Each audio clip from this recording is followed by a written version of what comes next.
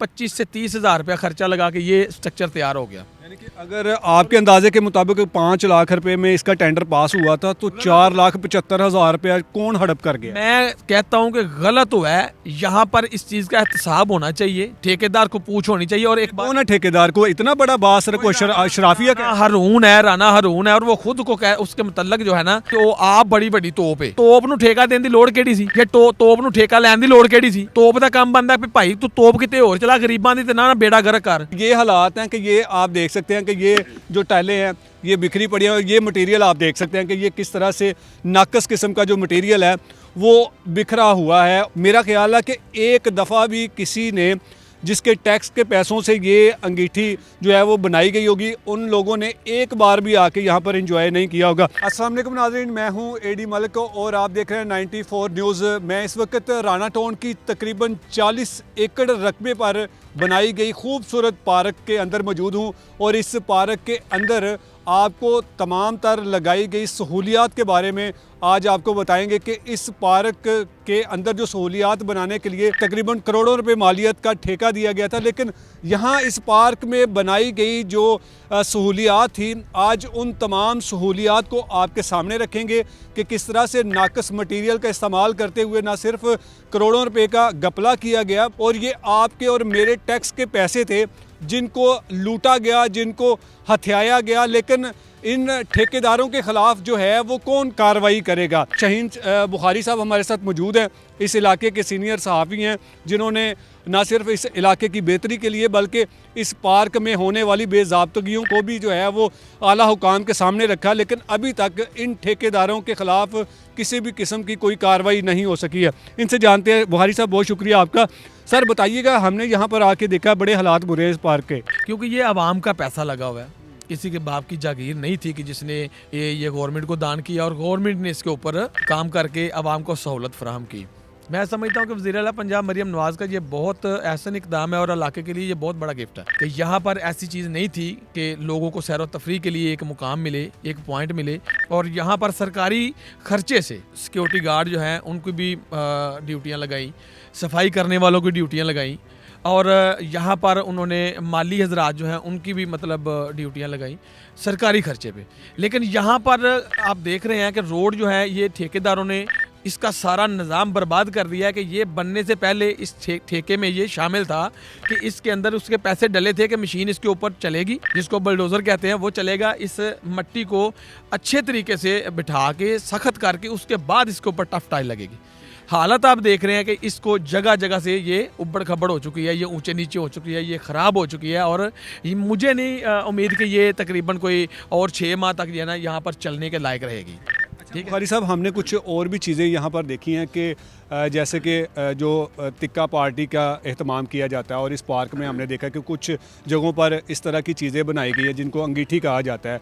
तो वो अंगीठी की सूरत हाल भी यकीनन हमारे नाज़रीन जो है वो फुटेज में देख रहे हैं कि इतनी खस्ता हो चुकी है। ये पार्क बने हुए तकरीबन को 100 साल का अर्सा गुजर चुका है। ये मैं आपको बता दूं कि जब आपको एक चीज़ के लिए खर्च दिया जाए 10 रुपये, आप उसके ऊपर 2 रुपये खर्च करें तो हालत फिर ऐसे ही होगी। इस पार्क में 3 जो है ना अंगीठियाँ बनाई गई हैं जिनका टेंडर जो है वो कमी पेशी हो सकती है, लेकिन 6 लाख रुपए एक अंगीठी का जो टेंडर है वो हुआ था। 18 लाख के जराये ने आपको ये बताया कि एक अंगीठी का 6 लाख रुपए का टेंडर पास हो सकता है, फाइनल नहीं है। 6 लाख रुपए एक अंगीठी का खर्च है। ये मेरे अकम में आप देख रहे हैं, आपने वीडियो भी दिखाई है, आप दिखाएंगे कि ये 1 लाख रुपया भी इसके ऊपर मुकम्मल लगा हुआ नज़र नहीं आ रहा। मेरा ख्याल है कि ये जो अंगीठी हमारे यकीनन स्क्रीन पर देख रहे हैं तो इस अंगीठी के हालात भी हम आपको लाइव भी दिखाते हैं कि इसमें जो लगने वाली जो ईंटें हैं ना वो शायद 50 ईंटें नहीं लगाई होंगी और इस अंगीठी का जो ठेका है ना वो तकरीबन जो बुखारी साहब के ज़राए के मुताबिक इस अंगीठी का 6 लाख रुपए में जो है वो टेंडर पास हुआ था।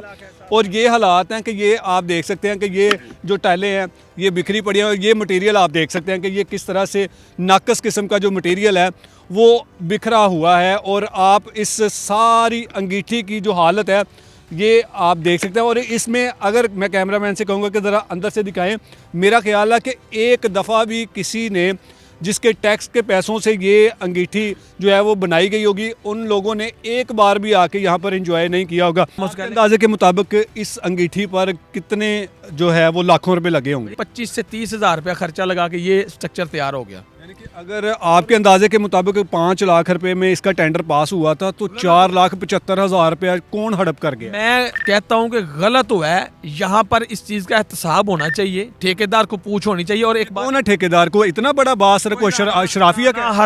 राना हरून है और वो खुद को उसके मतलब जो है ना, यहाँ पर इंतजामिया में नाम नहीं लूंगा किसी का, एक मतलब फर्देबाद का, उनका यही कहना है कि जनाब वो ना जी वो आप बड़ी बड़ी तोप है, तोप ਨੂੰ ਠੇਕਾ ਦੇਣ ਦੀ ਲੋੜ ਕਿਹੜੀ ਸੀ, ਜਾਂ ਤੋਪ ਨੂੰ ਠੇਕਾ ਲੈਣ ਦੀ ਲੋੜ ਕਿਹੜੀ ਸੀ? ਤੋਪ ਦਾ ਕੰਮ ਬੰਦਾ ਵੀ ਭਾਈ ਤੂੰ ਤੋਪ ਕਿਤੇ ਹੋਰ ਚਲਾ, ਗਰੀਬਾਂ ਦੀ ਤੇ ਨਾ ਬੇੜਾ ਗਰਕ ਕਰ। ਬਾਈਜ਼ਤ ਤਰੀਕੇ ਨਾਲ ਤੂੰ ਇੱਥੇ ਤੁਸੀਂ ਮਿਹਨਤ ਮਜ਼ਦੂਰੀ ਵਾਲਾ ਬੰਦਾ ਲਿਆਓ, ਜਿਹੜੇ ਬੰਦੇ ਨੂੰ ਆਪਣੇ ਪੇਟ ਦੇ ਨਾਲ ਆਪਣੇ ਬੱਚੇ ਪਾਲਣ ਦਾ ਗਰਜ਼ ਹੋਵੇ, ਉਹ ਬੰਦਾ ਆਵੇ, ਉਹ ਆ ਕੇ ਇੱਥੇ ਆਪਣੀ ਮਿਹਨਤ ਕਰੇ। ਯਾਰ ਉਹ ਅੱਛੇ ਤਰੀਕੇ ਨਾਲ ਕੰਮ ਕਰਦਾ।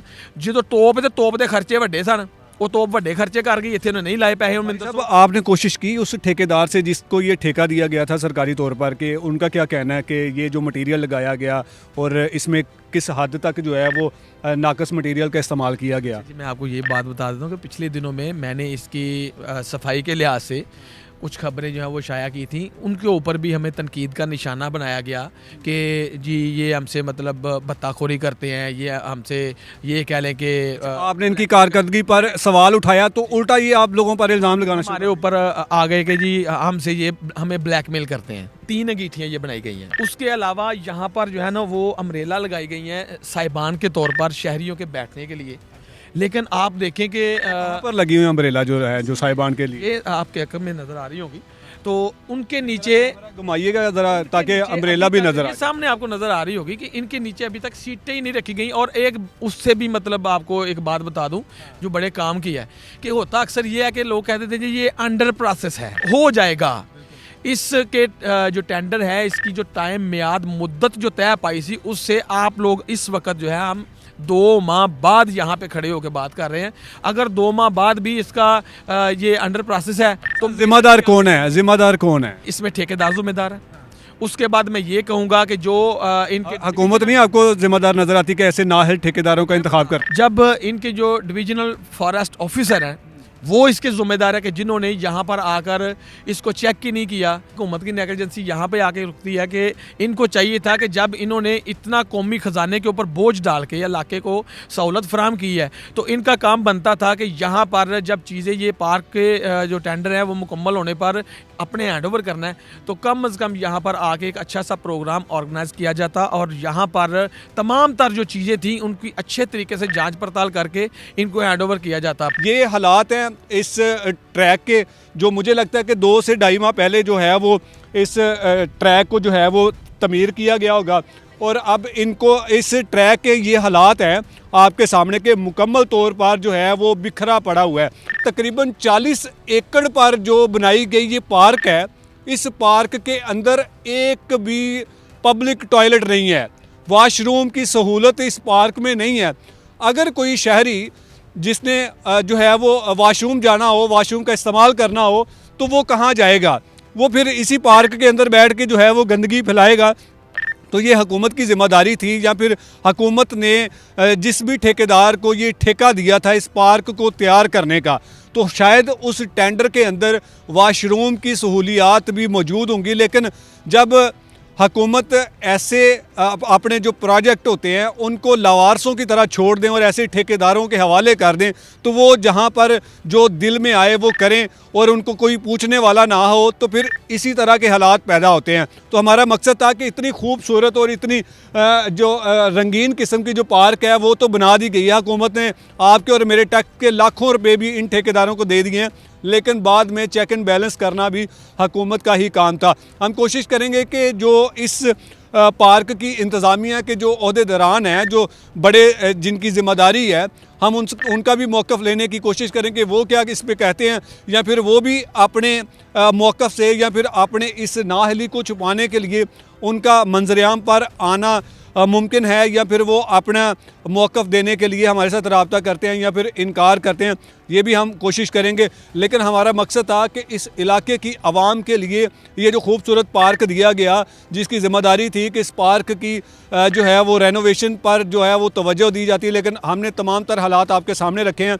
अब फैसला आपने करना है और हुकूमत को भी चाहिए कि इस नाअहल ठेकेदार के ख़िलाफ़ कानूनी कार्रवाई की जाए ताकि उसने जो बेज़ाब्तगियाँ की हैं उसके ख़िलाफ़ कार्रवाई करनी यकीनन ये कानून का राइट है और हुकूमत को चाहिए कि इसके ख़िलाफ़ कानूनी कार्रवाई होनी चाहिए। इजाज़त दीजिए, अल्लाह निगहबान।